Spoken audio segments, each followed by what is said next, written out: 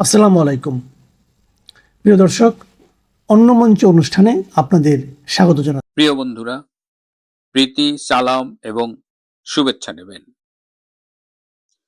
চুপ্পুকে এখন এটা ক্লিয়ার যে অনেকটা জোর করে পদত্যাগে বাধ্য করা হয়েছিল। অনেকেই বলছেন যে অস্ত্রের মুখে তাকে পদত্যাগ করতে বাধ্য করা হয়েছিল। হয়তো অস্ত্রটা তার বাবা তারেক রহমানের বাবা জিয়াউর রহমান যেভাবে বঙ্গভবনে আবু সাহেম সাহেবকে দেখিয়েছিলেন সেভাবে হয়তো না দেখালেও হয়তো কোথাও থেকে ফোন গেছে, একাধিকবার প্রেসার এসেছে, যার ফলে চুপ্পুকে চলে যেতে হয়েছে। কিন্তু এখন হলো কে পরবর্তী রাষ্ট্রপতি হবেন। আবারও বলছি, ডক্টর ইউনূস এখনো হাল ছাড়েননি। তিনি তার আন্তর্জাতিক প্রভুদের মাধ্যমে তারেক রহমানের সরকারের উপরে একটি চাপ অব্যাহত রেখেছেন। এদিকে বিএনপি সিদ্ধান্ত নিয়েছে যে যেই রাষ্ট্রপতি হোক তিনি যেন তার দলের ভেতর থেকে হয়, বাইরের কাউকে তারা রাষ্ট্রপতি করবার পক্ষে নয়। বিশেষ করে আওয়ামী লীগ যতবার দলীয় নেতার বাইরে রাষ্ট্রপতি করেছে ততবারই কোনো না কোনো সমস্যার মুখোমুখি তাদের হতে হয়েছে। সুতরাং সেই হিসেবে ক্যান্ডিডেট যারা ছিলেন, মির্জা ফখরুল আলমগীর, ডক্টর মঈন খান, মিস্টার নজরুল ইসলাম কিংবা ডক্টর খন্দকার মোশাররফ, তো এখন যেটা আমরা জানতে পারছি যে মির্জা ফখরুল আলমগীরই পরবর্তী রাষ্ট্রপতি হচ্ছেন। মোটামুটি মির্জা ফখরুলকে জানিয়ে দেওয়া হয়েছে, তার শারীরিক চেক আপ করা হচ্ছে, তার বাসায় এবং তার সিকিউরিটি বাড়ানো হয়েছে। সো মোটামুটি তিনি নিশ্চিত যে তিনি পরবর্তী রাষ্ট্রপতি হচ্ছেন এবং সেভাবেই সরকারের পক্ষ থেকে তাকে জানানো হয়েছে। আরেকটি নাম আমরা খুব শুনছি, সেটি হলো আহ, আন্তর্জাতিক মানবাধিকার কর্মী হিসেবে খ্যাত অ্যামনেস্টি ইন্টারন্যাশনালের সাবেক মহাসচিব আইরিন খান। আইরিন খান তারেক রহমানের স্ত্রীর দিক দিয়ে আত্মীয়, তো সেদিক দিয়ে একটি সমালোচনা আছে স্বজন প্রীতির। যদিও বিএনপি স্বজন প্রীতি, দলীয়করণ এগুলোর কোনো অভিযোগ গায়ে মাখে না, কারণ সম্প্রতি আপনারা দেখেছেন যে 12টি প্রতিষ্ঠানের একদম প্রধান চেয়ারম্যান এই ধরনের, যেখানে সাধারণত অভিজ্ঞ আমলাদের দেওয়া হতো সেখানে সরাসরি দলের লোকদের নিয়োগ দেওয়া হয়েছে এবং এমন এমন নিয়োগ দেওয়া হয়েছে যাদের আদৌ অত বড় প্রতিষ্ঠান চালানোর মতো অভিজ্ঞতা আছে কিনা। দুষ্টু লোকেরা বলছেন প্রতিষ্ঠান চালানোর অভিজ্ঞতা খুব জরুরি নয়, বরং ওইসব প্রতিষ্ঠান অধিকাংশ ক্ষেত্রেই খুব লাভজনক এবং সেখানে দুর্নীতির ব্যাপক সুযোগ রয়েছে। সুতরাং এই দলীয় লোকদের নিয়োগ দেওয়া হয়েছে মূলত সেই সব প্রতিষ্ঠান থেকে লুটপাট করবার জন্য। দুষ্টু লোকের এই কথাটার আমি কোনো মন্তব্য করিনি, কারণ মানুষ অনেক কথাই বলে। বাট এই যে দলীয়করণ, এই যে স্বজন প্রীতির যে উদাহরণ বিএনপি সৃষ্টি করলো, এটা ভবিষ্যতের জন্য খুব খারাপ নজর হয়ে থাকবে। যাই হোক, বলছিলাম আইরিন খান, বিএনপির অধিকাংশ নেতাই আইরিন খানের ব্যাপারে নেতিবাচক মনোভাব পোষণ করছে। তারা মনে করেন যে আইরিন খান ডিপ স্টেটের লোক এবং আইরিন খান ডিপ স্টেটের নির্দেশ পেলে তারেক রহমান যে তার আত্মীয় এটি মুহূর্তেই ভুলে যাবেন এবং সরকার বেকায়দায় পড়লে তারা আইরিন খানের কাছ থেকে পর্যাপ্ত সহায়তা নাও পেতে পারেন। যদিও আইরিন খানের পক্ষে দেখবেন যে মিডিয়ায় একটা সুপরিকল্পিত প্রচার চলছে। এমনও বলা হচ্ছে যে আইরিন খান চাইলেই যখন তখন ট্রাম্পকে ফোন করতে পারেন। আমি জানি না এটা কতটুকু সত্য, কিন্তু আইরিন খান সম্পর্কে যা বলা হচ্ছে সেটা অনেক ক্ষেত্রেই একটু বাড়িয়ে বলা হচ্ছে। তো শেষমেশ দেখা যাক। কিন্তু আমাদের সূত্র নিশ্চিত করেছে যে মির্জা ফখরুল আলমগীরই হবেন পরবর্তী রাষ্ট্রপতি। এদিকে গতকাল আমাদের মুক্তিযুদ্ধ বিষয়ক মন্ত্রী আহমেদ আজম খান মার্কিন রাষ্ট্রদূত ব্রেন্ট ক্রিস্টেনসেনের সাথে মিটিং করেছেন। এই মিটিংয়ে ব্রেন্ট ক্রিস্টেনসেন যে অফারটা দিয়েছেন যে বাংলাদেশের মুক্তিযুদ্ধের ডেটাবেজ এবং ইতিহাস সংরক্ষণে আমেরিকান ন্যাশনাল আর্কাইভস এবং আরো যেসব সম্পর্কিত প্রতিষ্ঠান আছে তারা হেল্প করবে। এটি শোনার পর থেকেই আমি আসলে মিলাতে পারছি না যে ব্রেন্ট ক্রিস্টেনসেনের আসলে কাজ কি। তিনি যে মূল অ্যাসাইনমেন্ট নিয়ে এসেছিলেন, সিনেট হিয়ারিং এ বলেছিলেন বাংলাদেশে চীনের প্রভাব কমানোর, সেই জায়গায় কিন্তু তার কোনো সাফল্য নেই। তিনি আছেন খাওয়া দাওয়া নিয়ে, তিনি আছেন পুলিশের এক্সারসাইজ নিয়ে, বডি ফিটনেস নিয়ে, তিনি আজ এখানে কাল ওখানে দৌড়াদৌড়ি করছেন, তিনি রিক্সা মার্কিন পতাকার আদলে রং করে উপহার হিসেবে দিচ্ছেন। মূল কাজ বাদ দিয়ে এখন তিনি এসেছেন বাংলাদেশের মুক্তিযুদ্ধের সংরক্ষণে। তিনি কোন দেশের রাষ্ট্রদূত? আমেরিকার রাষ্ট্রদূত। 1971 সালে বাংলাদেশের মুক্তিযুদ্ধে আমেরিকার ভূমিকা কি ছিল? সেই ভূমিকার কথা কি আমরা ভুলে গেছি? আমরা কি ভুলে গেছি যে এই আমেরিকা বাংলাদেশ যেন স্বাধীন না হতে পারে সেই জন্য তাদের সপ্তম নৌবহর পাঠিয়েছিল? সেই সপ্তম নৌবহরে পারমাণবিক বোমা ছিল এবং প্রয়োজনে বাংলাদেশে হিরোশিমা নাগাসাকির মতো পারমাণবিক বোমা ফেলবার নির্দেশ দেওয়া ছিল। সেদিন যদি সোভিয়েত ইউনিয়ন যদি কাউন্টার না দিত, যদি তারা পারমাণবিক সাবমেরিন নিয়ে ওই সপ্তম নৌবহরের দিকে না এগোতো, তাহলে বাংলাদেশের কপালে সেদিন কি জুটতো সেটা নিয়ে আসলেই চিন্তার বিষয়। এবং সেই সময় আমাদের মুক্তিযুদ্ধে সহায়তাকারী দেশ ভারত এবং সাবেক সোভিয়েত ইউনিয়ন যে তৎপরতা দেখিয়েছিল এবং ওই জাহাজকে ঠেকিয়ে দিয়েছিল ওই সপ্তম নৌবহর, তো সেই যুদ্ধের পরাজিত শক্তি হলো আমেরিকা। তো আমেরিকার হাতে বাংলাদেশের মুক্তিযুদ্ধের ইতিহাস কতটা শুদ্ধভাবে লিপিবদ্ধ হবে এই প্রশ্ন স্বভাবতই করা যায়। আমেরিকা নিজে যখন ব্রিটিশদের হাত থেকে স্বাধীন হয়েছিল, সেই স্বাধীনতার পরে 60 থেকে 70,000 তাদের রাজাকার আমেরিকা ছেড়ে বিদেশে পাড়ি জমিয়েছিল এবং সেই সকল রাজাকারের সম্পদ রাষ্ট্রের অনুকূলে বাজেয়াপ্ত করা হয়েছিল। আজকে বাংলাদেশে 71-এর যেসব রাজাকার ছিল তাদের ব্যাপারে আমেরিকার অবস্থান কি? সুতরাং এটা ভীষণ একটা উদ্ভট ব্যাপার যে বেশি দামে গম বেচতেছে, বেশি দামে এলএনজি বেচতেছে, তাতেও হচ্ছে না। এখন বাংলাদেশের মুক্তিযুদ্ধের ইতিহাস বিকৃতি করার নতুন প্রকল্প নিয়ে নেমেছেন এই কাজে কর্মে ব্যর্থ মার্কিন রাষ্ট্রদূত। এটা শোনা যায় যে তার কাজের পারফরমেন্স দেখে মার্কিন সরকার কিন্তু মাঝে তাকে বাংলাদেশ থেকে তুলে নেওয়ারও কথা ভেবেছিল একবার।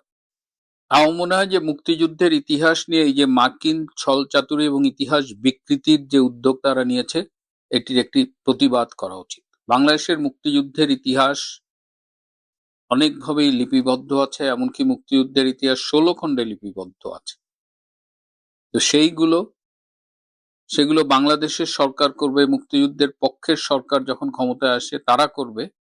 মুক্তিযুদ্ধের পরাজিত শক্তির কাছে আমাদের মুক্তিযুদ্ধের ইতিহাস লেখা হোক, এটা আমরা চাই না।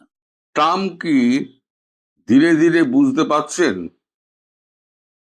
যে তার ভারতবর্ষ এবং বাংলাদেশকে ঘিরে যে নীতি, সঙ্গে মায়ানমার, সেই নীতি ভারতবর্ষকে চটিয়ে হবে না।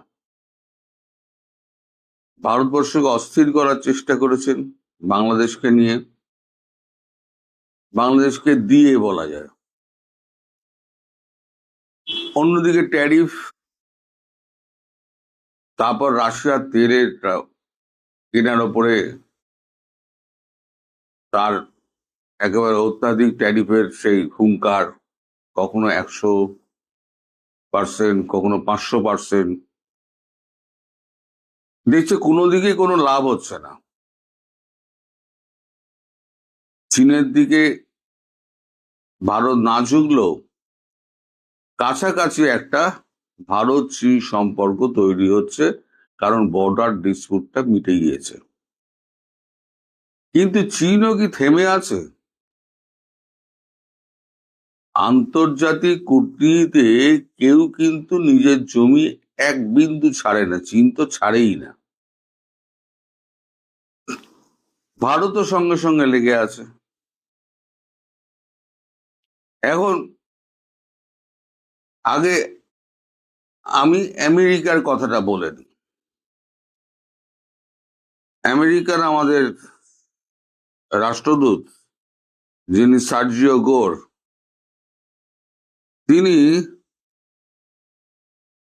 সম্প্রতি বলেছেন ট্রেড নেগোসিয়েশন যে তার হচ্ছে না ভারতের সঙ্গে, একটা ডেডলক হয়ে আছে।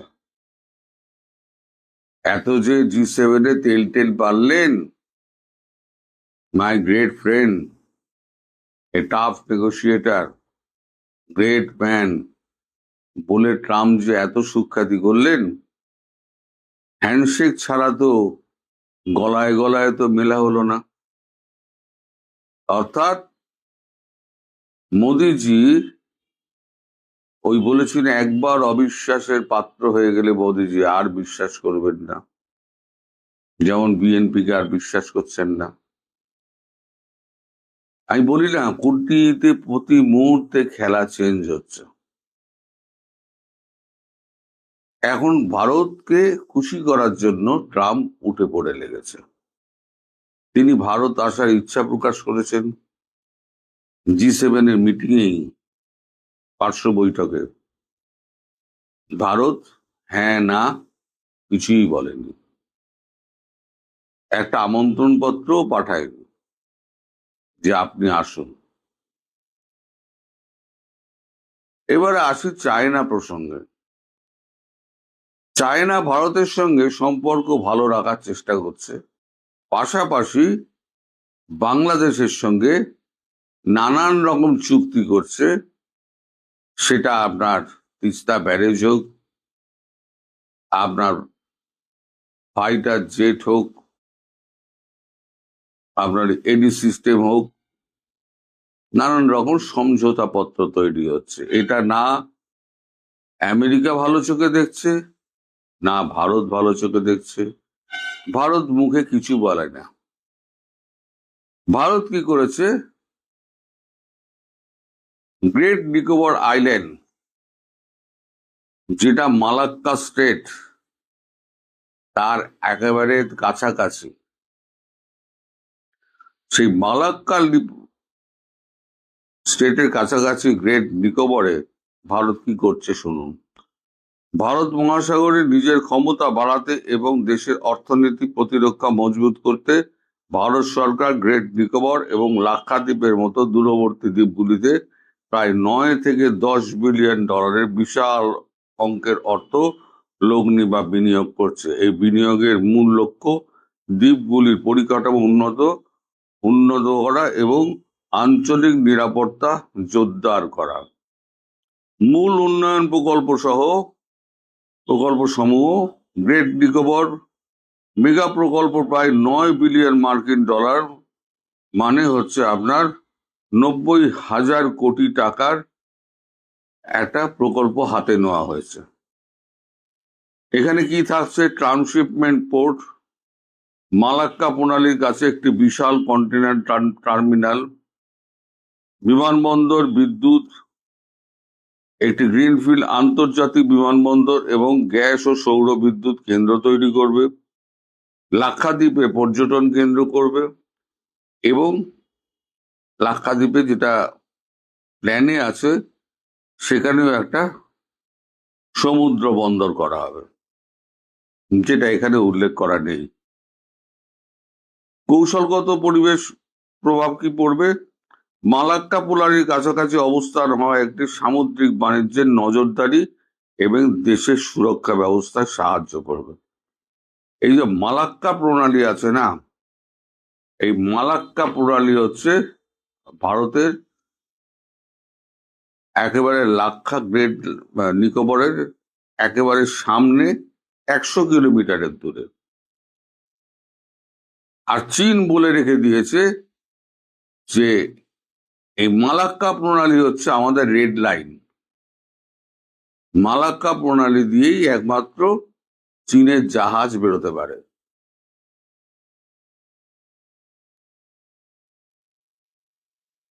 চায়না সি হয়ে চীনের জাহাজ একমাত্র ভারত মহাসাগর, বঙ্গোপসাগর হয়ে আটলান্টিকে যেতে পারে এই মালাক্কা স্টেট দিয়ে। এখন কোনোভাবে যদি ভারত 100 কিলোমিটারের মধ্যে যে কোনো পাল্লার মিসাইল রেখে দিল এবং যুদ্ধপথ নিয়ে গিয়ে ওখানে আটকে দিল, চীন বেরোবে কি করে? তার জন্যই চীন ওই আপনাদের বাংলাদেশের মংলা বন্দর নেওয়ার জন্য উঠে পড়ে লেগেছে, যে একটা বাইপাস করা থাক। ভেতরে ভেতরে সব খেলা চলছে, ভারত মুখে কিছু বলছে না, কিন্তু চীন যেমন পেছনে পেছনে খেলছে বাংলাদেশের হয়ে, ভারত তেমনি নিজের নিরাপত্তার স্বার্থ দেখিয়ে ভারত চীনকে ব্লক করার চেষ্টা করছে। এই হচ্ছে কূটনৈতিক খেলা। এখন এই খেলায় সব থেকে বেশি অপাঙ্ক্তেয় হয়ে গেছেন ডোনাল্ড ট্রাম্প। তিনি কাকে ক্ষুব্ধ করেননি? তিনি রাশিয়াকে ক্ষুব্ধ করেছেন, তিনি চীনকে ক্ষুব্ধ করেছেন, তিনি ভারতকে ক্ষুব্ধ করেছেন। এখন যে ট্যারিফ না, যেটা 200% না 500% হুঙ্কার দিয়েছেন, সেটা এখন বলছে আমরা 10% অথবা 5% নিয়ে আসবো। পীযূষ গোয়ালকে বলেছেন সার্জিও গোর। দয়া করে ডেডলকটা ছাড়া, দেশের মানুষ তো খেতে পাচ্ছে না। মানুষ যদি খাবার না পায়, মশলাপাতি না পায়, দুগ্ধজাত প্রোডাক্ট যদি না পায়, যেটা ম্যাক্সিমাম ভারত এবং কলম্বিয়া থেকে আসে, ভারতটা ম্যাক্সিমাম শাক সবজি যাই বলুন না কেন সব ভারত থেকে যায়, মাছ মাংস সব। এখন পুরোটা ডেডলক হয়ে রয়েছে। ওয়ালমার্টে গেলে আপনি দেখবেন থরে থরে সমস্ত ফাঁকা, আর যেগুলো আছে সেগুলো হচ্ছে কলম্বিয়ান, যেগুলো ওরা পছন্দ করে। কলম্বিয়া ক্যাবেজ, যে আপনার মানে বাঁধাকপি, তা ফুলকপি, আলু তো জঘন্য, এত লম্বা লম্বা গাজর, হাইব্রিড গাজর খেতে চায় না ওরা, ও যে স্যালাড ছাড়া তাদের চলে না। ইন্ডিয়ান কুকুম্বার মানে শশা ছাড়া তাদের মুখে রোচে না। কাবুলের বেদানা তো কাবুল থেকে সোজা আসে না, বা কাবুল থেকে যত আনার থেকে আরম্ভ করে যত আপনার আখরোট ফাখরোট সমস্ত তো ভারত হয়ে আসে, ভারত হয়ে যায় আমেরিকাতে। ভারতের সঙ্গে যদি ডেডলক হয়ে থাকে, তাহলে না পাবে কাজু, না পাবে পেস্তা, না পাবে বাদাম, না পাবে আখরোট, কিছুই পাবে না, পাচ্ছে না। সেক্ষেত্রে প্যাচে পড়ে আছে কে? প্যাচে পড়ে আছে আমেরিকা, আর মধ্যিখানে রয়ে গেছে বাংলাদেশ। প্রথমে বাংলাদেশে ইউনূস সরকারকে নিয়ে এলো, ইউনূস সরকার এসে তো পুরো ব্যর্থ হয়ে গেল, দেশের মধ্যে অরাজকতার সৃষ্টি করলো। তারপরেতে ভারতের শরণাপন্ন হয়ে ভারত এবং আমেরিকা মিলে বিএনপিকে ক্ষমতায় বসালো, তারেক রহমানকে রীতিমতো মুচলেকা লিখিয়ে। এখন সে তারেক রহমানও গদ্দারি করেছে। তারেক রহমান কি করেছেন? চীনের কোলে উঠে গিয়ে বসেছেন। তার ফলেই এই সার্জিও গোরের এই সফর, এবং সেখানে সফরে যা যা আলোচনা হবে সে সবই তো প্রকাশ পাবে ধীরে ধীরে।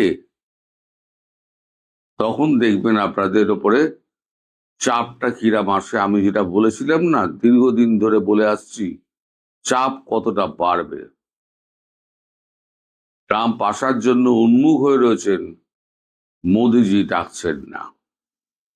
এটা ট্রাম্পের কাছে যে কতটা অপমানজনক, সেটা আর কেউ না জানুক, কেউ না বুঝুক, অন্তত মার্কিন প্রেসিডেন্ট ডোনাল্ড ট্রাম্প হাড়ে হাড়ে টের পাচ্ছেন ভারতের সঙ্গে গদ্দারি করার ফল কি কি হতে পারে, আর ভবিষ্যতে কোন দিকে যাচ্ছে, চীন কি খেলছে বাংলাদেশের সঙ্গে এবং ভারতের সঙ্গে এবং মায়ানমারে ব্যাকডোরে মায়ানমারের সঙ্গে। তার জন্য ভারত যেটা করছে সেটাও আপনাদের পরিষ্কার বলে দিলাম। জিও পলিটিক্যালি জিনিসটা আস্তে আস্তে চেঞ্জ হচ্ছে। এই অবস্থায় যার ফেরার কথা তিনি ক্যামোফ্লেজিং ওয়েতে এমন ভাবে ফিরবেন যে আপনারা ধরতে পারবেন না। ক্যামোফ্লেজিং ওয়েতে সেটা কি আমি নিজেও জানি না। সব জায়গায় হাত দিতে গিয়ে সরকারকে নিজের হাত পুড়িয়ে ফেলতে যাচ্ছে। 32 যুগ্ম সচিবকে এক ঝটকায় বাধ্যতামূলক অবসর। প্রশাসন, পুলিশ কিংবা সেনাবাহিনী বাদ যাচ্ছে না কোনো ক্ষেত্রেই। কিন্তু প্রশ্ন হলো, সরকার কি সব জায়গায় হাত দিতে গিয়ে নিজের হাতে পুড়িয়ে ফেলবে? আর 2018 রাতের ভোটের পর 2026 আগের দিনের ভোট, তাহলে আজকের কর্মকর্তাদের ভবিষ্যৎ কি? আজকে যারা 2026 নির্বাচনে দায়িত্ব পালন করেছে তাদের কি হবে? শেষ কোথায় এই ভয়ঙ্কর পরিস্থিতির? দর্শক, আপনারা জানেন যে গতকালকের ঘটনা, 32 যুগ্ম সচিবকে বাধ্যতামূলক অবসরে পাঠানো হয়েছে। হ্যাঁ, ঠিকই শুনেছেন, এক আদেশে বাধ্যতামূলক অবসরে পাঠানো হয়েছে সরকারের 32 জন যুগ্ম সচিব পর্যায়ের কর্মকর্তাকে। কিন্তু কারা এই কর্মকর্তা, কি ছিল তাদের অপরাধ?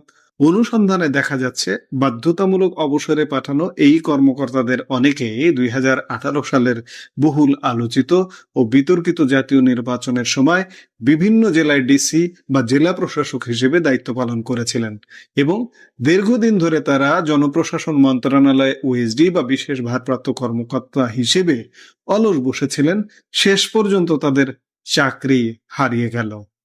তবে ঘটনা কেবল জনপ্রশাসনের এই 32 জন যুগ্ম সচিবের মধ্যেই সীমাবদ্ধ নেই। আপনি যদি পুরো প্রশাসনিক ব্যবস্থার দিকে তাকান তবে দেখতে পাবেন প্রশাসন, পুলিশ কিংবা সামরিক বাহিনী কোনো খাতেই কিন্তু বাদ যাচ্ছে না। একের পর এক পদচ্যুতি, বাধ্যতামূলক অবসর এবং বরখাস্তের ঘটনা ঘটে চলেছে। বিশেষ করে আমাদের সশস্ত্র বাহিনী বা সেনাবাহিনীতে মাঝে মধ্যেই শোনা যাচ্ছে নানা চাঞ্চল্যকর কাহিনী। সেনা হেফাজতে নেওয়া হচ্ছে বিভিন্ন পর্যায়ের কর্মকর্তাদের। গতকালকেও এমন ঘটনা ঘটেছে। এমন নানা গুঞ্জন ও খবর এখন বাতাসে ভাসছে। আমাদের আজকের আলোচনার মূল বিষয় কোনো নির্দিষ্ট ঘটনাকে কেন্দ্র করে নয়। এই 32 জন অবসরে পাঠানোটা আমাদেরকে নাড়া দিয়েছে বিধায় আমরা আলোচনা করতে এসছি। পুলিশে অসংখ্য কর্মকর্তাদের, সিনিয়র কর্মকর্তাদের অবসরে পাঠানো হয়েছে, প্রশাসনে পাঠানো হচ্ছে, সেনাবাহিনীতে পাঠানো হচ্ছে। আমাদের আলাপের মূল বিষয় পুরো রাষ্ট্রযন্ত্র ও রাষ্ট্রীয় ব্যবস্থার এই সার্বিক পরিস্থিতি। সার্বিকভাবে সরকার যেভাবে এখন সব জায়গায় হাত দিচ্ছে, তাতে একটি বড় প্রশ্ন সামনে চলে আসে, সরকারের হাত কি শেষ পর্যন্ত থাকবে, নাকি এই বড় খেলায় সরকারের নিজের হাতে পুড়ে ছাই হয়ে যাবে? প্রধানমন্ত্রী তারেক রহমান আপনাকে কে পরামর্শ দিচ্ছে, কারা পরামর্শ দিচ্ছে? আপনাকে বিপদে ফেলানোর মতো শত শত গর্ত খুঁড়ে ফেলানো হয়েছে। সেনাবাহিনীর বিরুদ্ধে আইসিটিতে নেওয়া হয়েছে। এই যে সেনাবাহিনী, সেনা হেফাজতে নেওয়া আইসিটি মামলা, এগুলো কিন্তু নজিরবিহীন। এই পরামর্শগুলো আপনাকে কে দিচ্ছে? আপনাকে কিন্তু ভয়ঙ্কর বিপদে ফেলানোর জন্য এই কাজগুলো করানো হচ্ছে। আপনি ক্ষমতায় পূর্ণ মেয়াদ পূরণ করা তো দূরের কথা, এইভাবে যদি চলতে থাকেন ইতিমধ্যে কিন্তু নানা জায়গায় নানাভাবে অসন্তোষ তৈরি হয়ে গেছে। প্রশাসনে অসন্তোষ, পুলিশে অসন্তোষ, সেনাবাহিনীতে অসন্তোষ এবং সাধারণ জনগণের মধ্যে জনপরিসরে একদম মুটে মজুর থেকে শুরু করে সর্বোচ্চ পর্যায় পর্যন্ত। কারণ মানুষ দেখছে যে কি হচ্ছে দেশে।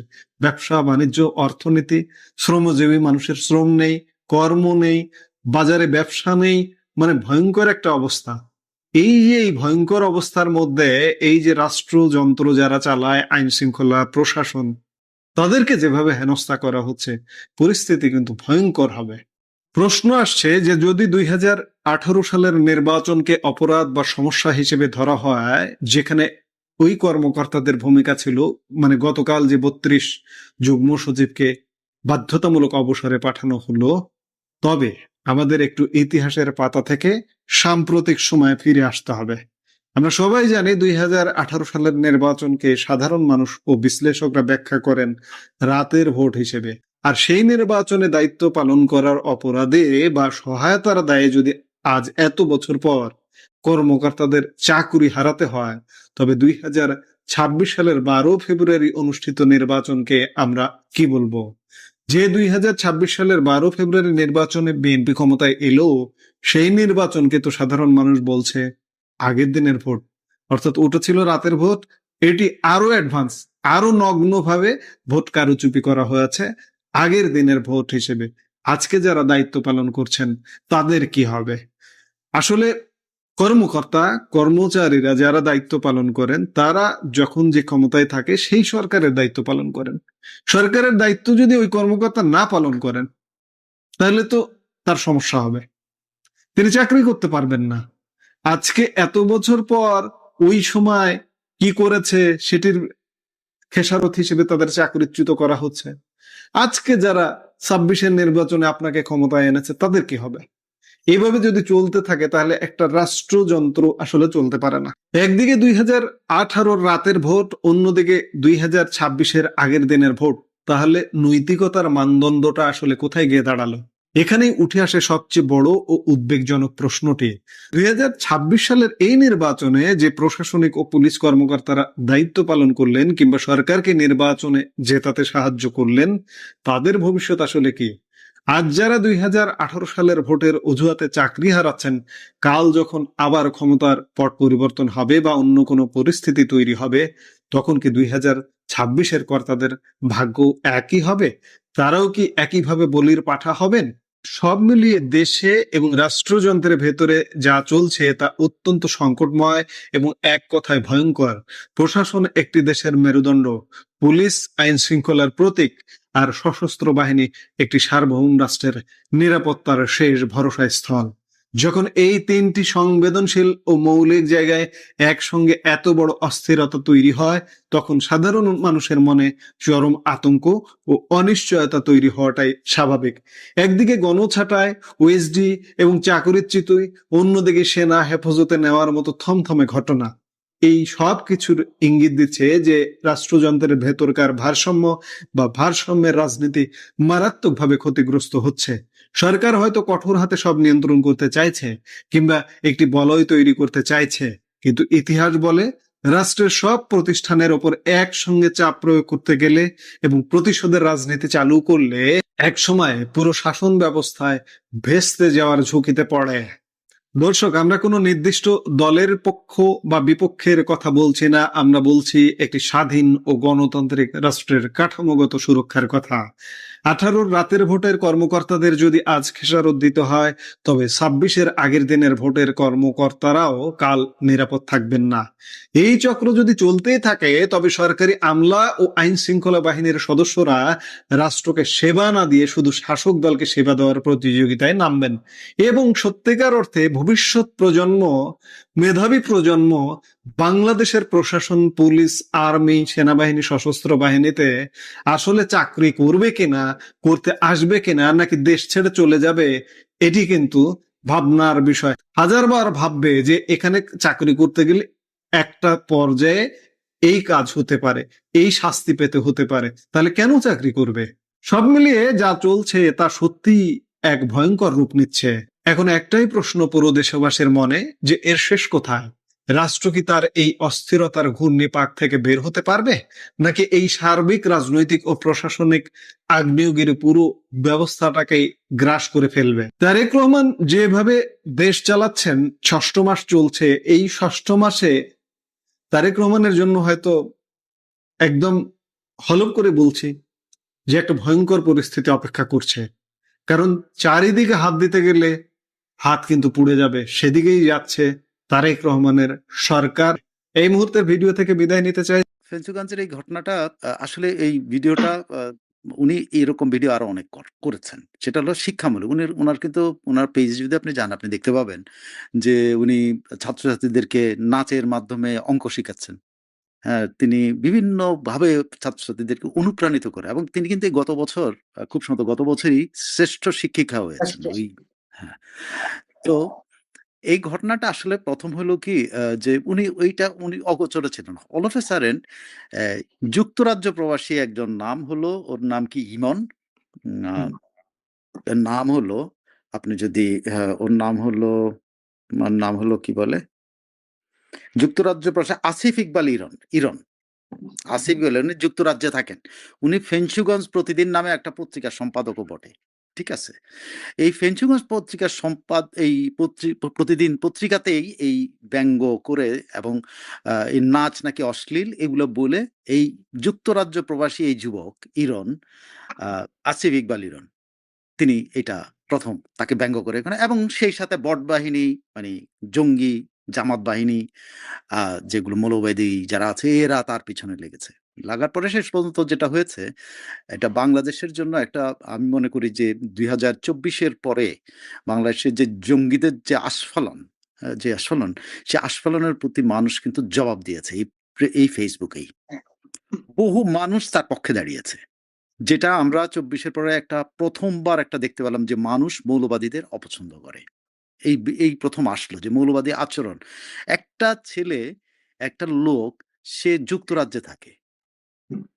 সে প্রতিদিন নাইট ক্লাবে গিয়ে অর্ধনগ্ন মেয়েদের সামনে গিয়ে কিন্তু মদ্যপান করতেছে, নাচতেছে, ডান্স করতেছে। তার চোখে এত সুন্দর একজন মহিলা, যিনি সামান্য দুটো গান তার জন্য, বিনোদনের জন্য তিনি গেয়েছেন বা গানের মধ্যে অভিনয় করেছেন, নাচছেন।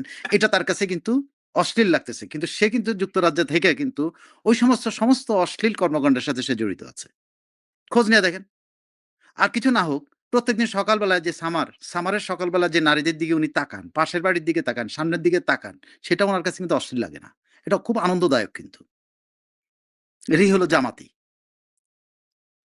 এরাই হলো মওদুদির কোনো ছেলে কিন্তু ওই একটারে আইনা বাংলাদেশ, জিয়াউর রহমানের কারণে একটারে আইনা বাংলাদেশ মিলিটারিতে ঢুকাইছে। আর বাকিগুলা কিন্তু ওই সমাজেই বসবাস করে। কিন্তু বাংলাদেশে তারা অশ্লীলতা দেখে। তারা বাংলাদেশে অশ্লীলতা, তারা কিন্তু এগুলোকে অশ্লীলতা, তারা যেটা করে সেটা কিন্তু অশ্লীলতা না। মওদুদির ইয়া আস ইয়ার হ্যাঁ, গোলাম আজমের এবং মওদুদির ছেলেদের বক্তব্য আছে।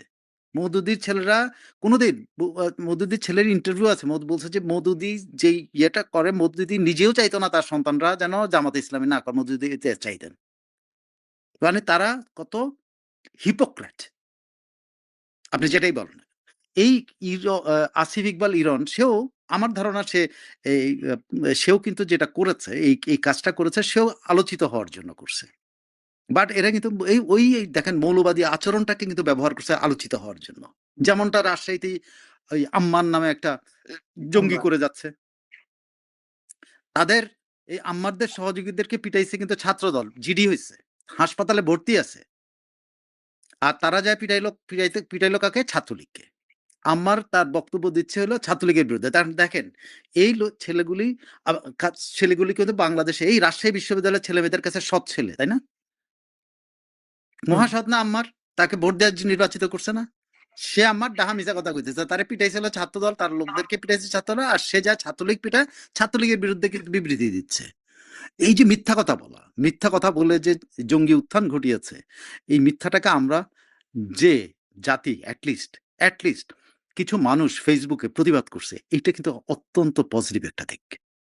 যে কিছু মানুষ তাদের তারা যে ভুল পথে তাদেরকে পরিচালিত করতেছিল, যারা তাদের কাছ থেকে তারা সরে এসে সত্যের পক্ষে, ন্যায়ের পক্ষে, সুন্দরের পক্ষে দাঁড়িয়েছে।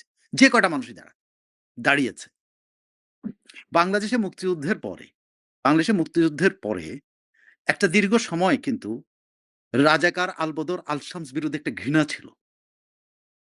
দীর্ঘদিন সমাজে সমাজে এই সংক্রান্ত মৌলবাদীদের সমাজে ঘৃণা করা হতো। সমাজে এদের সাথে মানুষ মিশত না। কিন্তু বঙ্গবন্ধু হত্যাকাণ্ডের পরে এদেরকে স্বাভাবিকরণ করেছে, এরা সমাজে ফেরত আসছে। এবং সমাজে ফেরত এসে এই রাজাকার আলবদর আল শামস এই মৌলবাদীদের সমাজে আস্তে আস্তে করে জিয়াউর রহমানের সহযোগিতায় তারা ইয়ে করছে। এখন আমি জিয়াউর রহমানের নামটা কেন বলছি? এই জন্য বলছি, জিয়াউর রহমান এইটার হোতা বলতে পারেন। আজকে সমাজের যে পরিণতিটা, আমাদের মৌলবাদীদের যে আচরণের যে ইয়েটা, মৌলবাদীদেরকে পুনর্বাসন করার যে প্রক্রিয়াটা, এটা কিন্তু জিয়াউর রহমানের হাত দিয়েই হয়েছে। এই জন্য আমি ওনার নামটা বলি, নাহলে উনি প্রয়াত মানুষ, আমি ওনার নাম বলতাম না। But this is what he started. এদেরকে স্বাভাবিক করেছে প্রত্যেক জায়গায়, এরা নির্বাচন করতে পারছে। প্রথমে কিন্তু তারা প্রথমেই ঢুকেছে কিন্তু ইউনিয়ন পরিষদ নির্বাচন। আই স্টিল, আমি যতটুকু দেখছি যে এরা স্বাভাবিক ওদের এদের এদের এদের প্রতি কিন্তু দীর্ঘ সময় কিন্তু টেলিভিশনেও ঘৃণা প্রকাশ করা হতো, নাটক নিতে, কিন্তু আস্তে আস্তে এদেরকে স্বাভাবিক করে ফেলানো হয়েছে। আজকে তারা টেলিভিশনে কি নাটক হবে সেটাও ডিকটেট করে। সমাজে তারা এতটা শক্তিশালী হয়েছে। এই রাজাকার বঙ্গবন্ধুর একটাই, বঙ্গবন্ধুর সমালোচনা আমি একটা জায়গা থেকে সবসময় করি, দুটা জায়গায় আমি বঙ্গবন্ধুর সমালোচনা। বঙ্গবন্ধু পর্যাপ্ত সময় নেন নাই ভারতীয় সেনাবাহিনীকে বাংলাদেশ থেকে সরানোর জন্য। অনেকেও তাকে দেখবেন যে অনেক রাজাকার আলবদর বঙ্গবন্ধুরে ধন্যবাদ দেয়, কেন জানেন? দেখবেন ওই যে ব্যারিস্টারটাও বঙ্গবন্ধুরে একমাত্র ধন্যবাদ দেয় তার কথায় ভারতীয় বাহিনী বাংলাদেশ থেকে সরে গেছে। কেন জানেন? খুশিতে, কারণ ওইটা তাদের কাজে লাগছে। এই জন্য বঙ্গবন্ধুর ওই একটা জায়গাতে বঙ্গবন্ধু তার প্রশংসা করে। খেয়াল করে দেখেন আপনি, বহু জায়গায় কিন্তু এই ব্যারিস্টার গুলো কিন্তু বঙ্গবন্ধুর খুব প্রশংসা করে এই জন্য যে ভারতীয় বাহিনীকে দ্রুত বাংলাদেশ থেকে তাড়াইতে পারছে। তাড়ানো শব্দটা ব্যবহার করে তারা। কিন্তু বঙ্গবন্ধু আসলে ওই জায়গাটা একটা পলিটিক্যাল ভুল করেছেন। রাজনৈতিক ভুল এটাকে বলে। এই রাজনৈতিক ভুলটা কি? উনি পুরা দেশটা ওনার নিয়ন্ত্রণে আসার আগেই আর যে শক্তিটা ছিল ওই মুক্তিযোদ্ধা এবং এদের শক্তিটা উনি ইউজ করার পরিবর্তে এদেরকে উনি প্রথমে ভারতীয় বাহিনীকে উনি সরে যেতে বলছেন, তারপরে মুক্তিযোদ্ধাদেরকে আত্মসমর্পণ করাইছেন। অনেক ভালো, কিন্তু দরকার ছিল ওই মুক্তিযোদ্ধাদের যে বাহিনীটা ছিল সেটা কিন্তু মিলিশিয়া বাহিনী তখনই কত, রক্ষী বাহিনী কেন পরে করতে গেলেন বঙ্গবন্ধু? তখনই তো কাদেরিয়া বাহিনীকে ওনার কাদেরকে আত্মসমর্পণ করার উৎসাহিত করার দরকার ছিল না। কোন এদেরকে একটা ফরমাল মিলিশিয়া বাহিনীতে যদি রূপান্তরিত করতো, বঙ্গবন্ধুর শক্তি থাকতো, এটা মুজিব বাহিনীর শক্তি হিসেবে থাকতো। কিন্তু মুজিব বাহিনীকে উনি কি করছে? সমাজে শান্তি আনার জন্য, উনার উদ্দেশ্য হলো শান্তি। শান্তি আনার জন্য উনি মুক্তিযোদ্ধাদের মানে অস্ত্র সমর্পণ করাইছেন, কাদেরিয়া বাহিনীকে সমর্পণ করাইছেন, মুজিব বাহিনীর সবকিছু উনি করছেন। খুব ভালো কাজ কিন্তু। কিন্তু এই সব ভালো কাজগুলো কিন্তু কার পক্ষে গেছে? পরাজিত পক্ষে গেছে। পরাজিতরা সমাজের সুযোগ পেয়ে গেছে। আমি বঙ্গবন্ধুর এই এক জায়গাতে আমি বঙ্গবন্ধুর করতে পারি না। ভারতীয় বাহিনীকে অতি দ্রুত ফেরত পাঠানো এবং মুক্তিযোদ্ধাদেরকে নিরস্ত্র করা কোনোভাবেই ঠিক হয়নি। এটাকে মিলিশিয়া বাহিনীতে রূপ দেওয়া উচিত ছিল। এবং সেইটার সুযোগে জিয়াউর রহমান যখন তার military mind, Pakistani mind, Ziaur রহমানের লেখার মধ্যে আছে। আপনি জিয়াউর রহমানের লেখাগুলি পড়তে পারবেন যে কিভাবে পাকিস্তানি বাহিনী পিএমএ তে, পাকিস্তান মিলিটারি একাডেমিতে কাকুল ফাকুল হ্যান ত্যান অনেক জায়গার কথা আছে। সেখানে কি করে ইনজেক্ট করা হইতো বাঙালি বিরোধী মনোভাব। সে বাঙালি অফিসারের মাথার মধ্যে কিন্তু এই জিনিসটাই ঢুকানো হতো যে বাঙালিকে ঘৃণা করো। জিয়াউর রহমানের লেখার মধ্যে আছে যে বঙ্গবন্ধুকে ঘৃণা করার জন্য উৎসাহিত করা হইতো একাডেমিতে। এটা দেখে উনি কষ্ট পাইতেন। অথচ সে জিয়াউর রহমানই কিন্তু ওই ভুলটা করছেন। তার ক্ষমতা সংহত করতে গিয়ে এই ইসলামিস্টদেরকে উনি অনুমতি দিয়ে দিলেন, যা আসো রাজনীতি করো। বঙ্গবন্ধু ওই জায়গায় একটি আটকায় রাখছিলেন যে রাজনীতি করতে পারবে না, এইটুকু আটকানো ছিল। কিন্তু বঙ্গবন্ধুর ওই রাজনৈতিক ভুলটা, যে রাজনৈতিক ভুল বললে অনেকে বকা যাবে, বঙ্গবন্ধু কি ভুল হইতে পারে? ভাই, বঙ্গবন্ধু মানুষ এবং বঙ্গবন্ধু শান্তিপ্রিয় মানুষ ছিলেন, যে কারণে উনি এই মুক্তিযোদ্ধাদেরকে নিরস্ত্র করেছেন। কিন্তু একটা সমাজ যে মুক্তিযোদ্ধারা বিজয় এনেছে তাদের তাৎক্ষণিকভাবে আপনি নিরস্ত্র করে কাজটা কিন্তু পলিটিক্যাল হয়নি, শান্তির পক্ষে হয়েছে। তাৎক্ষণিকভাবেই কিন্তু আপনি বীজ বপন করছেন, মার্কিন সাম্রাজ্যবাদের বীজ বপন করছেন। তাৎক্ষণিকভাবে কিন্তু রাজাকার আলবদরদের বীজ আর মধ্যে পানি ঢালা হয়েছে। তারা সুযোগ পেয়েছে। আমরা তার মুক্তিযোদ্ধা যখনই নিরস্ত্র করছে, মুক্তিযোদ্ধা তো নিরস্ত্র আর রাজাকার নিরস্ত্র একই শক্তির হয়ে গেল তো। ওরা হয়তো কিছুদিন পলাতক থাকছে, তারপর তারা ফেরত আসছে সমাজে। এবং জিয়াউর রহমানের আমলে 79-এ ইয়াতে খুব সম্ভবত 79-এ ইউনিয়ন পরিষদ নির্বাচনে তারা ম্যাসিভ আকারে স্বতন্ত্র প্রার্থী হয়ে আবার গর্ত থেকে বাইরে কিন্তু তারা ইলেকশন করছে। ইতিহাসগুলো যদি একটু পর্যালোচনা করেন তাহলে কিন্তু এই জিনিসগুলো আছে। আজকে শেখ হাসিনা যে 15 বছর, 15.5 বছর উন্নয়নের জন্য তার মতো রূপকার বাংলাদেশে বা তার মতো উন্নয়নের কি বলে স্থিরচিত্র, যদি উন্নয়নের স্থিরচিত্র বাইরে তার শেখ হাসিনার চেহারা আপনি নিতে হবে। কিন্তু শেখ হাসিনার রাজনৈতিক ভুল ওই মৌলবাদীদের সাথে উনি কম্প্রোমাইজ করেছেন, যেই মৌলবাদীরা ওনার বাবাকে মেরেছে। মৌলবাদী শক্তি তো ওনার বাবাকে মেরেছে। আর কেউ আপনি যে ডালিম মালিম এগুলা বলতে, ডালিম মালিম কাদের দ্বারা অনুপ্রাণিত হয়েছে? মৌলবাদী শক্তি দ্বারা অনুপ্রাণিত হয়েছে না? আবার সেই শক্তিটাকে কিন্তু ব্যবহার করছেন জিয়াউর রহমান। এই যে রাজনৈতিক বঙ্গবন্ধুর ওই রাজনৈতিক এই মৌলবাদীদেরকে ক্ষমা করে দেওয়া, এই নৃশংস মানুষগুলোকে ক্ষমা করা বা তাদেরকে সমাজে শান্তিপূর্ণভাবে তাদের শাস্তি হওয়া উচিত ছিল। মুক্তিযোদ্ধাদের উচিত ছিল এগুলো প্রতিশোধ নেওয়া, যে ওরা সমাজে যা যা করছে সব প্রতিশোধ। মুক্তিযোদ্ধারা সে সুযোগটা পান নাই। বঙ্গবন্ধুর আহ্বানে তারা অস্ত্র সমর্পণ করে তারা হঠাৎ করে নিঃস্ব হয়ে গেছে। জাসদ এমনি হয় নাই কিন্তু। জাসদ হয়েছে কেন জানেন? হতাশা। তারা দেখছে আমরা একটা দেশকে এরকম করেছে। আমি জাসদের পক্ষে বলছি না, বাট জাসদ হওয়ার পেছনে স্পিরিটটা কাজ করেছে তো। জাসদ যারা প্ল্যান করে করছে তারা অন্য উদ্দেশ্যে করেছে। কিন্তু যারা জাসদ করেছে তারা কিন্তু হতাশাগ্রস্ত তরুণ ছিল। তারা দেখছে মুক্তিযুদ্ধ করলাম, কি লাভ হইল আমাদের? তাদেরকে যদি একটা ডিসিপ্লিনড একটা ফোর্সে পরিণত করা হইতো তাহলে তো এই অবস্থাটা দাঁড়াতো না। তারা ডিসিপ্লিন ফোর্সে না হয়ে তারা বেকার হয়ে গেল। অস্ত্র নিয়ে গেল, রাজাকার আলবদরদের সামনে অসহায় হয়ে পড়ল। এবং তারা জাসদ করছে। আপনি জাসদ কি তত্ত্ব দিয়ে করছে? কোনো এই আপনি দেখবেন বেশিরভাগ জাসদ যারা করে কোনো তাত্ত্বিক মাত্তিক বৈজ্ঞানিক সমাজতন্ত্র আর কি এসে সমাজতন্ত্র, এটা কোনো সমাজতন্ত্র নাকি? সমাজতন্ত্রের কোনো বৈজ্ঞানিক কোনো আছে নাকি? এটা পুরাটাই তত্ত্বটাই তো বৈজ্ঞানিক। এটারা বৈজ্ঞানিক সমাজতন্ত্র কেন বলে? দেখেন এই ভুয়া জিনিসের প্রতি মানুষের আকর্ষণ কেন হয়েছে? হতাশার থেকে। বঙ্গবন্ধু সমাজে শান্তি প্রতিষ্ঠার জন্য তার বড় উদ্দেশ্য নিয়ে কাজটা করেছেন, কিন্তু সমাজের মধ্যে উনি কিন্তু এরা জায়গা পেয়ে গেছে। এদেরকে যে সেকেন্ড ক্লাস সিটিজেন করে দেওয়া হতো, এদেরকে যদি করে দেওয়া হতো আজকে তারা দাঁড়াতে পারতো না। জিয়াউর রহমান সেই সুযোগটা নিতে পারতো না। কারণ যে বঙ্গবন্ধু যদি সেকেন্ড ক্লাস সিটিজেন করতো, জিয়াউর রহমান তো সেটা উইথড্র করতে সময় লাগতো। পারে না। জিয়াউর রহমান চান্স নিয়ে নিছে সে। সো জিয়াউর রহমান যে কাজটা করেছেন সেটা কিন্তু দিনে দিনে বড় হইছে।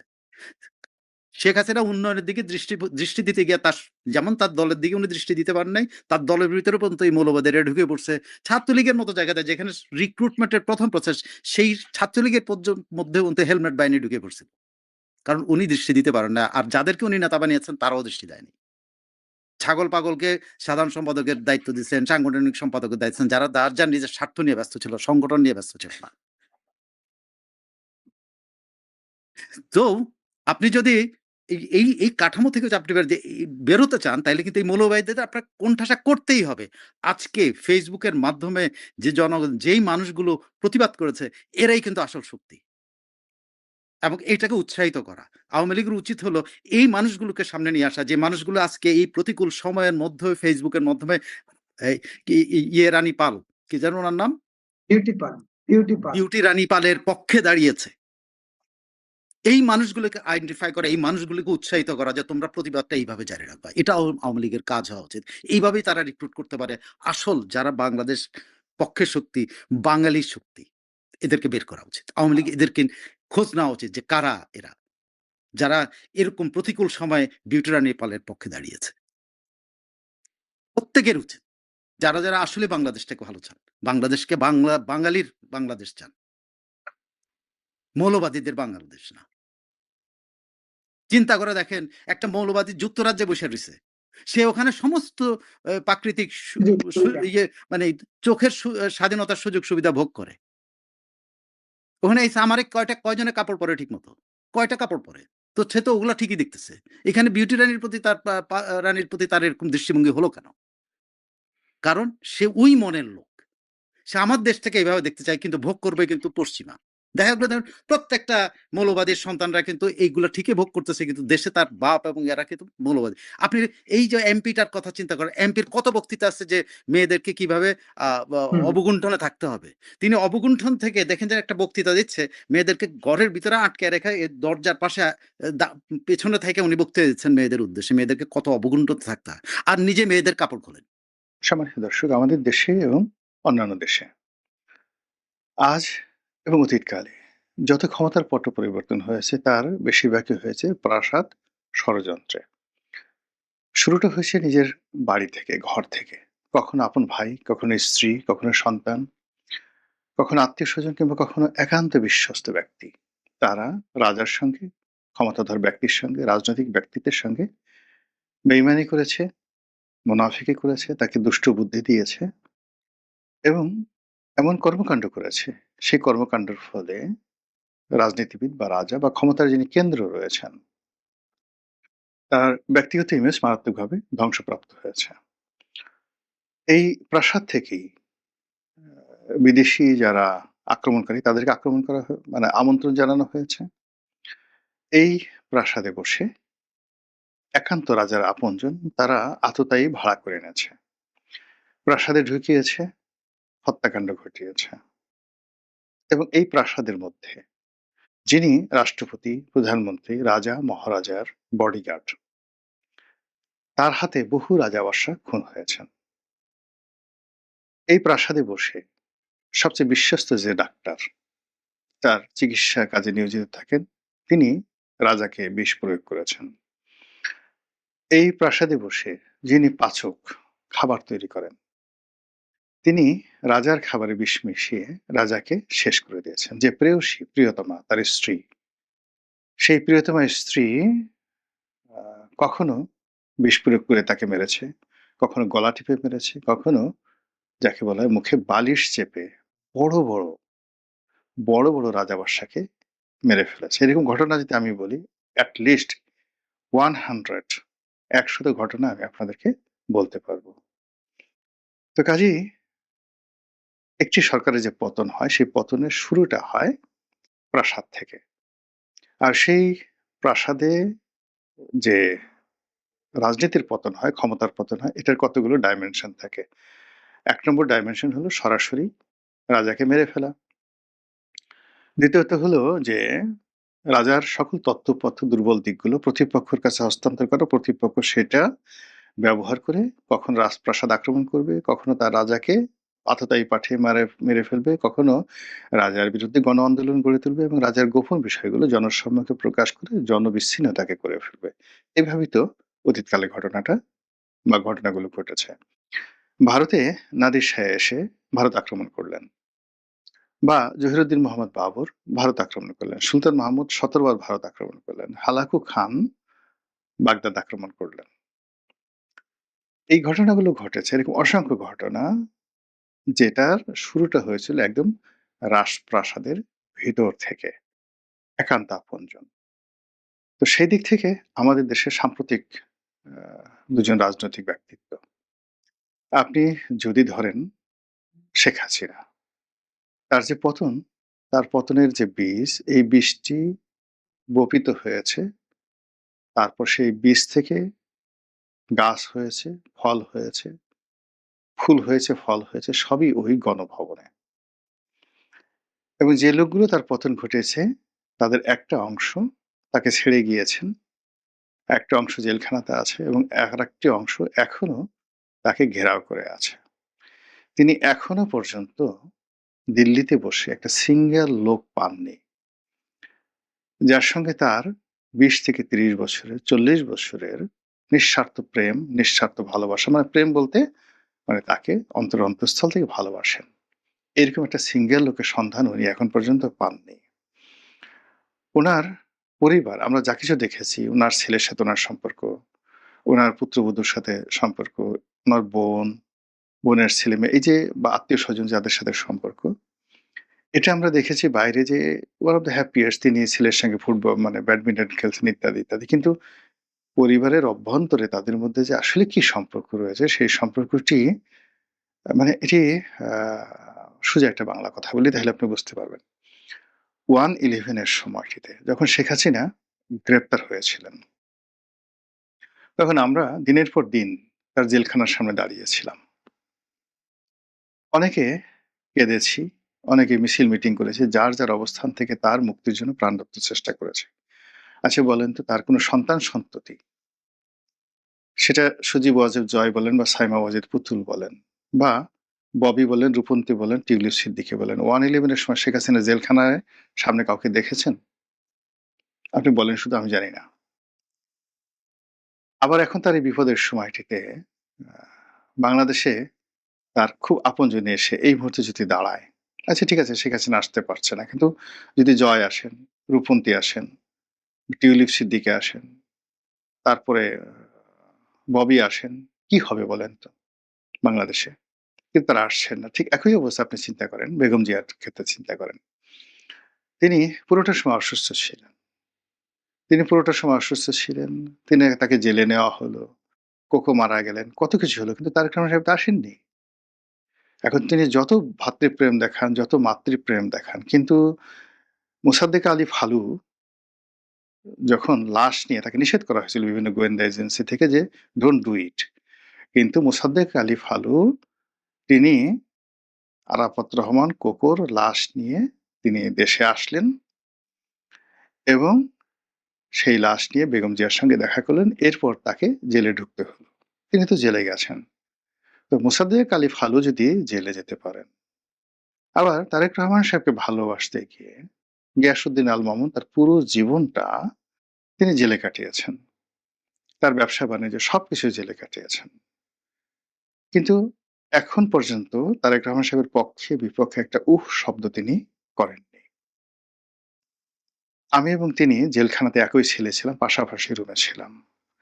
৩ বেলা একত্রে খেয়েছি, ৫ বেলা একত্রে জামাতে নামাজ পড়েছি। ৫০ দিন। একটি বারের জন্য তারেক সাহেবের সাথে তার কি সম্পর্ক? তার সাথে তারেক সাহেবের কি লেনদেন? একটা সিঙ্গেল শব্দ তিনি উচ্চারণ করেননি। আমরা চেষ্টা করে তার কোনো ব্যক্তিগত বিষয় তার কাছ থেকে জানতে পারিনি।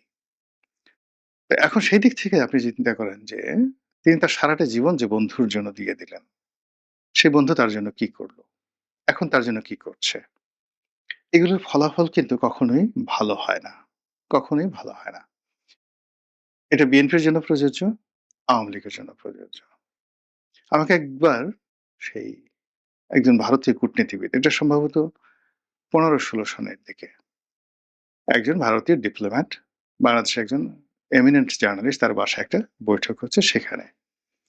তিনি বললেন যে, আমাদের নেটওয়ার্ক এমন পর্যায়ে যে তারেক রহমান সাহেব তার কোন বাথরুমে কখন টয়লেট পেপার মানে টিস্যু পেপারটা পরিবর্তন করলেন, সঙ্গে, সঙ্গে সেই খবরটা আমাদের কাছে চলে আসে। আপনি বুঝেন প্রাসাদ ষড়যন্ত্র কোন পর্যায়ে। তো সেদিক থেকে শেখ হাসিনার প্রাসাদ ষড়যন্ত্র, যার কারণে তার ক্ষমতাচ্যুতি হয়েছে। যার কারণে তার সম্পর্কে মানুষ বাজে কথা বলে। তার সম্পর্কে তার নৈতিক মনোবল ভেঙে গেছে সেই কারণে। আজ বাংলাদেশ থেকে যে হাজার, হাজার কোটি টাকা নয়, লক্ষ, লক্ষ কোটি টাকা, লক্ষ, লক্ষ কোটি টাকা। এখন সরকার বলছে ১৬ লক্ষ কোটি টাকা। ১৬ লক্ষ কোটি টাকা বাদ দেন, ৮ লক্ষ কোটি টাকা তো গেছে। এই টাকাগুলো যারা পাচার করেছে, তাদের সঙ্গে এখন শেখ হাসিনার কেমন সম্পর্ক? এই টাকাগুলো যারা পাচার করেছে, সেই টাকাগুলো কোথায়? এই টাকাগুলো এই বিদেশের মাটিতে এখন অনেক আওয়ামী লীগের নেতাকর্মীরা রয়েছেন, যারা পালিয়ে বেড়াচ্ছেন, ঠিকমতো খেতে পারছেন না। তাদের অবস্থা কি? বলেন। বাংলাদেশে যারা লক্ষ, লক্ষ নয়, কোটি, কোটি আওয়ামী লীগের নেতাকর্মী যারা দুর্ভোগ দুর্দশায় পড়ছেন, তারা দলের পক্ষ থেকে আজকের দিন পর্যন্ত একটু সিঙ্গেল সাহায্য পেয়েছেন, সহযোগিতা পেয়েছেন, এই ঘটনা কেউ বলতে পারবে না। অথচ গণভবনে কত কোকিল, কত টিয়া, কত ময়না, কত পাখি। সরকারি অফিসগুলোতে একদিকে দরবেশ গ্রুপ, আরেকদিকে এসালাম গ্রুপ। এবং সেই এসালাম গ্রুপ, দরবেশ গ্রুপ এদেরা যারা ব্যবসা-বাণিজ্য করতেন, তারা আবার সঙ্গে, সঙ্গে বিএনপির যারা লোকজন আছেন, তাদেরকে ভাগ দিতেন। নিয়মিত ভাগ দিতেন। এটা কি শেখ হাসিনা জানতেন? যে তার লোকজন সরকারি ব্যবসা করছে, তাকে ব্যবহার করে সবকিছু করছে এবং সেই টাকা বিএনপির লোকদের কাছে যাচ্ছে। আবার তারেক রহমান সাহেব কি জানতেন বা জানেন যে তার আশেপাশে যারা থাকেন, তার দলের ভিতরে যারা লোক রয়েছেন, তাদের একটা বিরাট অংশ আওয়ামী লীগের সঙ্গে ভালো সম্পর্ক ছিল, তাদের একটা বিরাট অংশ ডিজিএফআই এর সঙ্গে সম্পর্ক ছিল এবং সরকার কাছ থেকে টাকা নিত, ডিজিএফআই থেকে টাকা নিয়ে তারা তাদের সংসার চালাতো। এবং সেই লোকগুলোই এখন তারেক রহমান সাহেবের কাছাকাছি আছে। এই কথা কি তিনি জানেন?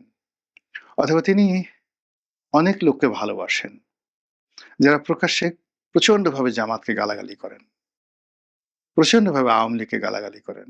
আওয়ামী লীগকে এবং জামাতকে গালাগালি করার ক্ষেত্রে তাদের শ্রেষ্ঠত্ব, মানে এটা কেউ অতিক্রম করতে পারে না। কিন্তু এই লোকগুলো যে আওয়ামী লীগের এবং এই লোকগুলো যে জামাতের গুপ্ত, এটা কি তিনি বুঝতে পারেন? ফলে কি হলো যে বহু প্রাসাদ, নতুন, নতুন প্রাসাদ তৈরি হয়। সেই সকল প্রাসাদে নতুন, নতুন অধিবাসী আসেন, মেহমান আসেন। কিন্তু সেই প্রাসাদের মধ্যে যে ষড়যন্ত্র, সেটি আব্বাসী খলিফাদের জামানাতে যেমন ছিল, সালাউদ্দিন আইয়ুবের জামানাতেও তেমনি ছিল। মুর সম্রাটদের জামানাতে যেমন ছিল স্পেনে, একইভাবে কর্ডোবা, সেভিল এই সমস্ত শহরের যারা উমাইয়া শাসক ছিলেন সেখানেও তদ্রুপ ছিল। দামেস্কে যেভাবে ছিল গুরগাঁওয়ে তেমন ছিল। মুঘল হ্যারেমে যেভাবে ছিল একইভাবে বঙ্গভবনও ঠিক একইভাবে আছে। তো সেই দিক থেকে বর্তমান যে সরকার, জনাব তারেক রহমান সাহেবের সরকার কখনোই প্রাসাদ ষড়যন্ত্র 100% যাকে বলা হয় বন্ধ করা যায় না। তবে সরকার প্রধান যদি মার্কাস অর্লিয়াসের মতো হন, দার্শনিক, ভালো হৃদয়, ভালো মন, উদার মন এবং কোনো অবস্থাতেই নিজের সঙ্গে আত্মপ্রবঞ্চনা করেন না, অভিনয় করেন না, মুনাফিকি করেন না। তিনি যা না তা কখনো দেখানোর চেষ্টা করেন না। অলি আল্লাহ গাউস কুতুব পীর মাশায়েখ হওয়ার চেষ্টা করেন না। তাহাজ্জুদি অলি আল্লাহ হওয়ার চেষ্টা করেন না। হযরত উমর হওয়ার চেষ্টা করেন না। তিনি যা as it is just like একেবারে যে সিম্পল ম্যান। এ সকল মানুষের বিরুদ্ধে সাধারণত চক্রান্ত হয় না। এবং এটা অনেকটা আতর এর মতো অবস্থা হয়, সুগন্ধির মতো অবস্থা হয়। মানে চক্রান্তকারীরা সবসময় মশা, মাছি এদের মতো হয়। আর এই ধরনের মানুষ যাদের নৈতিক চরিত্র ভালো, আর নৈতিক চরিত্র বলতে বোঝাচ্ছে যেমন আপনি একসময় জেনা করেছেন, ব্যভিচার করেছেন। কিন্তু আপনি তওবা করলেন যে, "আল্লাহ আমি আর করব না" এবং এরপর থেকে আপনি সেভাবে চলছেন। আপনি একসময় খুব মিথ্যাচার করেছেন, একসময় খুব দুর্নীতি করেছেন, অনিয়ম করেছেন। কিন্তু আপনি তওবা করে মুহূর্তের মধ্যে আপনি ভালো হয়ে গেছেন। আল্লাহ কিন্তু ওইটাই গ্রহণ করে। কিন্তু আপনি কিছুই হননি। আপনি আগের মতো জেনা করতে চান, ব্যভিচার করতে চান, দুর্নীতি করতে চান, অবিচার করতে চান কিন্তু সাধু সন্ন্যাসী সাজতে চান। এই জিনিসগুলো যেকোনো একটা প্রাসাদের মধ্যে ভীষণ রকম নেতিবাচক প্রতিক্রিয়া তৈরি করে। বাইরের লোককে আপনি যতই আ মুগ্ধ করেন, কিন্তু আপনার আশেপাশে যারা লোকজন রয়েছে, তাদেরকে আপনি কোনো অবস্থাতেই বিভ্রান্ত করতে পারবেন না। শেখ হাসিনার বাসার বিড়ালটা, শেখ হাসিনার একান্ত কাছের লোকটি, একটা পিয়ন সে কখন ৳৪০০,০০,০০,০০০ ওই পিয়নটাকে আমি চিনি। যে পিয়নটাকে শেখ হাসিনা বলেছেন, "আমার পিয়ন ৳৪০০,০০,০০,০০০ নিয়েছে।" সেই পিয়নটাকে আমি চিনি। আপাদমস্তক সৎ ছিলেন এবং শেখ হাসিনা ৯৬ থেকে ২০০১ পর্যন্ত ক্ষমতায় থাকার পরেও সেই পিয়নের আগের জমানাতে ঢাকার শহরে একটা বাড়ি তো দূরের কথা, একটা অ্যাপার্টমেন্ট কেনার অবস্থা তার ছিল না। এবং সেই পিয়ন শেখ হাসিনার সারা জীবন শেখ হাসিনার সঙ্গে থাকার পরেও ১/১১ র সময় তার সংসার চলছিল না। তাকে ৳২,০০০ দিয়ে ৳৫,০০০ দিয়ে তাকে চালানোর মতো কোনো নেতা আওয়ামী লীগে ছিল না ২০০৬-৭ সনে। তখন আমি তাকে চিনি, এই ছেলে। এরপর যখন বিএনপি ক্ষমতায় এলো, তখন আমরা কয়েকজন আমি, তারপরে মাহমুদুস সামাদ, আমরা আমাদের যে গার্মেন্টস ব্যবসার ঝুট ব্যবসা, এই পিয়নটাকে দেই। সেই পিয়ন তার ভাইয়ের মাধ্যমে সে ব্যবসা-বাণিজ্য করে ভালো ছিল। সেই পিয়ন হঠাৎ করে ৳৪০০,০০,০০,০০০ মালিক হলো কি করে? নিঃসন্দেহে সে তার আশেপাশে এমন সব দুর্নীতি করতে দেখেছে, যেগুলো দেখে সে নিজেকে স্থির রাখতে পারেনি। তার চোখের সামনে এই ঘটনাগুলো ঘটেছে। জাস্ট ছোট্ট একটা উদাহরণ, সত্য মিথ্যা আমি জানি না। ঘটনাটা আমাকে একজন বলেছেন, আমি বলি। একজন প্রভাবশালী মন্ত্রী সে প্রধানমন্ত্রীর রুমে ঢুকছেন। বারবার তার চিফ ইঞ্জিনিয়ারের সেই একটা ফাইল স্বাক্ষর করার জন্য। তো চিফ ইঞ্জিনিয়ারের ফাইল স্বাক্ষর করার জন্য তিনি ঢুকছেন। কিন্তু প্রধানমন্ত্রী স্বাক্ষর করছেন না। শেখ হাসিনার কথা বলছি। পরে সেই মন্ত্রী, খুব বড় মন্ত্রী, সে এই পিয়নের শরণাপন্ন হলো যে, "ভাই তুমি একটু গিয়ে দেখো, প্রধানমন্ত্রীকে রাজি খুশি করিয়ে এইটাকে একটু ফাইলটা স্বাক্ষর করায় নিয়ে আসো।" তো শেখ হাসিনা তার যে পিয়ন, ড্রাইভার, দারোয়ান এদের প্রতি ভীষণ রকম দুর্বল ছিলেন। তো এই ছেলেটা যখন নিয়ে গেছে, নিয়ে যাওয়ার পর তখন সে বলছে যে, "ও এসকে ৪-৫ দিন যাবৎ ঘুরতেছে মন্ত্রী। ও তো ওই চিফ ইঞ্জিনিয়ারের কাছ থেকে অনেক টাকা ঘুষ নিয়েছে। আমি এজন্য স্বাক্ষর করি নাই। তো তুই যখন আসছিস ঠিক আছে আমি করে দেবো। তো তোরে কয় টাকা দিছে? কয় টাকা দিবে একটু জিজ্ঞেস করে আয়। ফাও, ফাও কাজ করে লাভ নাই তো।" বলে তো পিয়ন বলল, "আচ্ছা ঠিক আছে আপা জিজ্ঞাসা করে আসি।" তো সে জিজ্ঞেস করে আসলো। তারপরে বলল, এরপরে প্রধানমন্ত্রী স্বাক্ষর করল। এটা শোনা কথা। এটা গল্প হতে পারে, মিথ্যা হতে পারে। কিন্তু এরকম খবর তো আমরা বাইরে থেকে শুনেছি। প্রাসাদের ভিতরে এই ঘটনাগুলো ঘটেছে। যদি এটা মিথ্যা হয়ে থাকে প্রধানমন্ত্রী কেন এই ঘটনা শুনেননি? আর যদি সত্য হয়ে থাকে তাহলে কেন পিয়ন 400 কোটি টাকা সেই তছরূপ করবে না? ঠিক একইভাবে এখন বর্তমান প্রধানমন্ত্রীকে কেন্দ্র করে তার পিয়ন, ড্রাইভার, দারোয়ান, তার আপনজন, তার বন্ধু, তার বান্ধব, তার আত্মীয়, তার স্বজন, তার এলাকাবাসী, তার প্রিয়ভাজন, তারা এই অল্প সময়ের মধ্যে মাত্র ৩ মাসের মধ্যে, ৪ মাসের মধ্যে, 5 মাসের মধ্যে কি করেছে? বাংলাদেশে নাকি এই সময়ের মধ্যে ২ লাখ না কত আমি এটা বলতে পারব না। মানে এ যাবৎকালে স্বল্পতম সময় এক্সাক্ট ফিগারটা আমার মনে আসছে না, পেপারে আসছে। সবচেয়ে বেশি এই গত ৪ মাসে আমাদের দেশে কোটিপতির সংখ্যা বেড়েছে। এই সরকারের আমলে। এর আগে কোন জমানাতে এই ৪ মাসে বা ৫ মাসে এত কোটিপতি সংখ্যা বাড়েনি। এই কোটিপতির সাথে পাল্লা দিয়ে গিয়ে দেখেন সুইস ব্যাংকে টাকা বেড়েছে। আর যখনই টাকা হয়ে যায় মানুষের, তখন সে স্বার্থপর হয়, চক্রান্তকারী হয়। আর যে উপকার করেছে বা যাকে মানে উপলক্ষ করে সে টাকা উপার্জন করেছে, তার ক্ষতি না করা পর্যন্ত তার ভিতরে স্বস্তি আসে না। তো সেক্ষেত্রে শুধুমাত্র এটাই বলব, বর্তমানে যারা আছেন সাবধান হন, অতীত থেকে শিক্ষা গ্রহণ করুন এবং বর্তমানকে নিয়ন্ত্রণ করুন। আসসালামু আলাইকুম ওয়া রাহমাতুল্লাহি ওয়া বারাকাতুহু।